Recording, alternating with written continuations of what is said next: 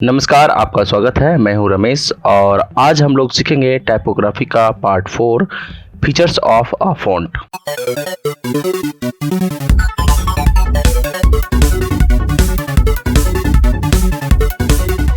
Features of a font.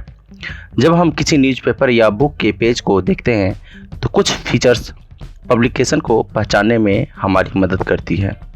ये typography के elements का एक ग्रुप है जिसे हम फ़ॉन्ट की फीचर्स कहते हैं। ये फ़ॉन्ट की रीडेबिलिटी या लेजिबिलिटी को बढ़ाने में मदद करते हैं।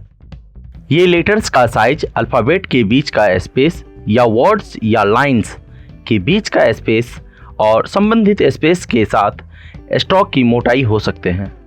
ये ऐसी फीचर्स हैं जो प्रिंटेड वर्ड्स की बेस्ट विजिबिलिटी में योगदान करती है।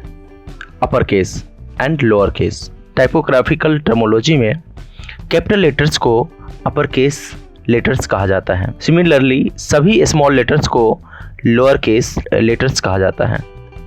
उसके बाद है पॉइंट साइजेस। पॉइंट साइज डिसेंटर के बॉटम से सेंटर के टॉप तक मेजर्ड किया गया स्पेस है। फ़ॉन्ट का साइज आमतौर पर पॉइंट साइज में स्पेसिफाइड किया जाता है। टाइपोग्राफी में मेजर की सबसे छोटी यूनिट पॉइंट्स हैं।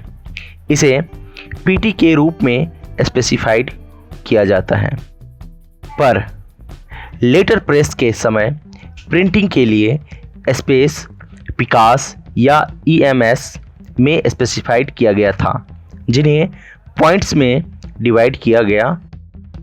लीडिंग पार्ट की पंक्तियों के बीच का स्थान है। डिजिटल टाइपोग्राफी में लीडिंग सक्सेसिव बेसलाइंस के बीच का स्थान है। टेक्स्ट कंपोजिशन के लिए लीडिंग भी पॉइंट्स में स्पेसिफाइड किया जाता है। उदाहरण के लिए, यदि आपको टेक्स्ट के लाइनों के बीच 2 पॉइंट की स्पेस चाहिए तो आपको टेक्स्ट के पॉइंट साइज में ऐड करना होगा। अगर आपको 10 पॉइंट साइज टेक्स्ट के लिए 2 पॉइंट लीडिंग की ज़रूरत है, फिर leading equal to 10 + 2 equal to 12 point होगा, तो यह 10 पॉइंट का 12 पॉइंट स्पेसिफाइड किया जाएगा। टेक्स्ट की कंपोजिशन करते समय करेक्ट पॉइंट साइज और लीडिंग का उपयोग करना बहुत महत्वपूर्ण है। इससे रीडर को टेक्स्ट आराम से पढ़ने में मदद मिलती है। जब आप लार्ज एक्स हाइट वाले फ़ॉन्ट का उपयोग करते हैं या टेक्स्ट की लॉन्ग लाइंस यानी एक लाइन में 10 से अधिक वर्ड्स का उपयोग करते हैं तो एक्स्ट्रा लीडिंग उपयोगी होता है।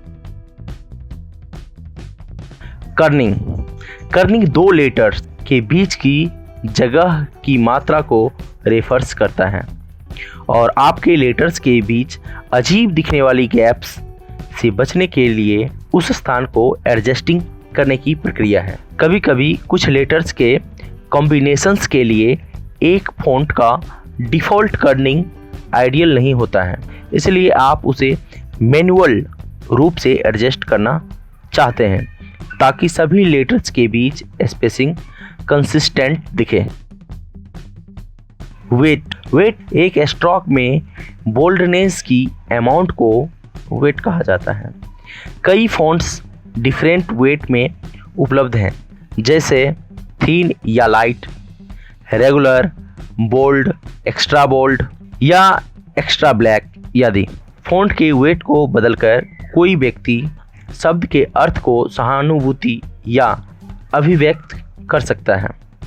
Expressions through change of weight: weak, strong, light, heavy, thin, thick, with. Letter के रूपों द्वारा लिए गए स्पेस की मात्रा डिजाइन के अनुसार बदल सकती है। कुछ अवसरों में जहां अधिक टेक्स्ट को सीमित मात्रा में स्थान पर फिट करना पड़ता है, वहीं फ़ॉन्ट की विविधताएं पर लाइन अधिक कैरेक्टर्स को समायोजित करने के लिए डिज़ाइन की गई थी। यह कम से कम चौड़ाई पर कब्जा करने और समान ऊंचाई रखने के रूप में ओरिजिनल फ़ॉन्ट्स को फिर से डिज़ाइन किया गया था, जिसे कंडेंस्ड फ़ॉन्ट कहा जाता है। दूसरी तरफ जब आपके पास कम टेक्स्ट और अधिक स्पेस होता है तो आप कंडेंस्ड, लंबी या एक्सटेंडेड फ़ॉन्ट के अपोजिट का प्रयोग करते हैं। स्टाइल, टेक्स्ट को अभिव्यक्ति प्रदान करने के लिए इटैलिक्स और आउटलाइन्स जैसे डिफरेंट टाइपोग्राफिकल स्टाइल्स का रचनात्मक उपयोग किया जा सकता है। टेक्स्ट फॉर्मेटिंग, जब आप विभिन्न प्रकार के पब्लिकेशन या प्रिंटेड मैटर को देखते हैं तो कुछ हमें पढ़ने में अच्छा लगता है और कुछ डिफ़िकल्ट और डिस्टर्बिंग लगता है। रीडेबिलिटी इस बात पर निर्भर करती है कि टेक्स्ट मैटर कैसे प्रेजेंट किया गया है। एक बार एक सूटेबल फ़ॉन्ट का सेलेक्ट करने के बाद उसे टाइपसेट, अरेंज या फॉर्मेट कैची तरीके से किया जाता है ताकि वह पढ़ने में सहज लगे। डॉक्यूमेंट को आसानी से रीडेबल बनाने के लिए विभिन्न चीज़ों का योगदान होता है। अब हम इनमें से कुछ पॉइंट के बारे में जानते हैं।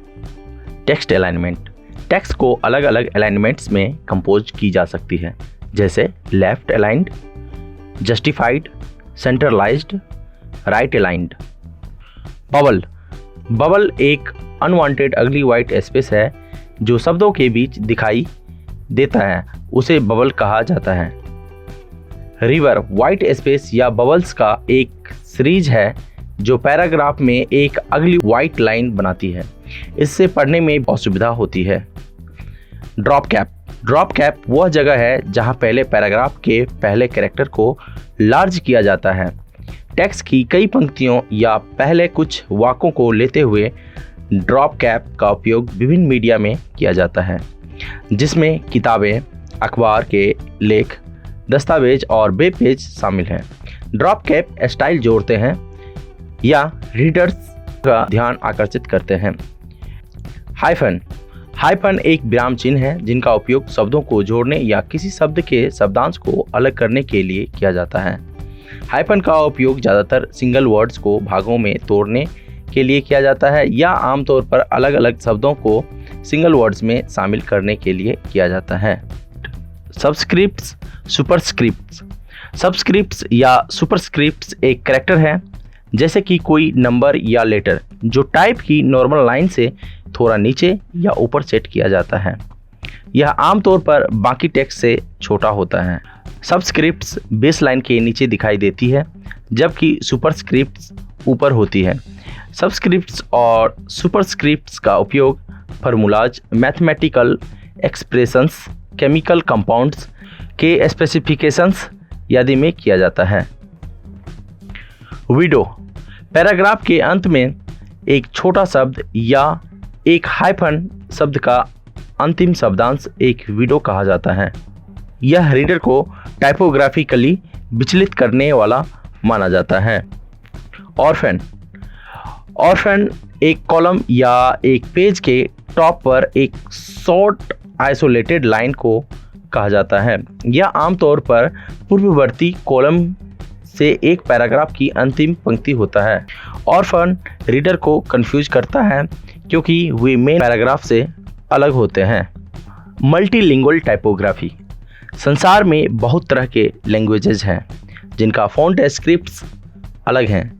साइनेज सिस्टम और लोगो टाइप्स जैसे कुछ संदर्भों में टेक्स्ट एक से भाषाओं में बना होता है। डिज़ाइनर डिफरेंट लैंग्वेजेस से फ़ॉन्ट का चयन करते हैं ताकि वे एक हार्मोनियस विजुअल में परिणत हो। एक्सप्रेसिव टाइपोग्राफी, एक डिज़ाइनर विभिन्न इमोशंस को व्यक्त करने के लिए क्रिएटिवली फ़ॉन्ट का उपयोग कर सकता है। कोई एक फ़ॉन्ट का चयन कर सकते हैं जो एक इमोशंस को व्यक्त करते हैं, या आप कुछ पैरामीटर्स के साथ प्रयोग करके आप टाइपोग्राफिक अभिव्यक्ति बना सकते हैं। Orientation, size, position, space. ये रिसोर्स फाइल डिस्क्रिप्शन लिंक में दिया हुआ है, आप इसे डाउनलोड कर सकते हैं। आई होप ये वीडियो आपको बहुत अच्छा लगा होगा। अगर अच्छा लगा है तो लाइक और शेयर करें, और हाँ, सब्सक्राइब करना ना भूलें। Thank you.